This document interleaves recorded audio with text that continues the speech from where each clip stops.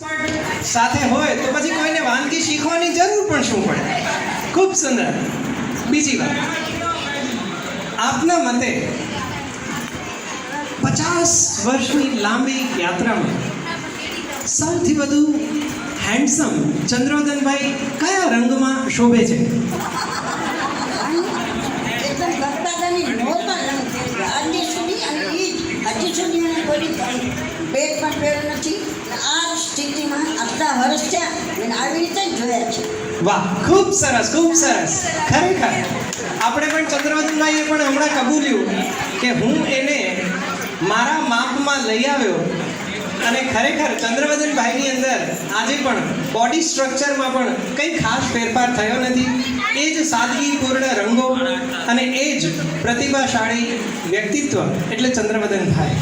અને ત્રીજો પ્રશ્ન, એમનો સૌથી અગત્યનો એવો કયો ગુણ છે જેને લીધે એ આજથી 50 નહીં પણ 51 વર્ષથી આપના પ્રિય પાત્ર રહ્યા છે? એકદમ સૌમ્ય અને શાંત, તો જ એના ઘરકો કુટુંબમાં રહી શકીએ છીએ. માઇન્ડ ઘણી બરાબર હોય તો જ. એકદમ સાચી વાત છે. સૌમ્ય અને શાંત એવા ચંદ્ર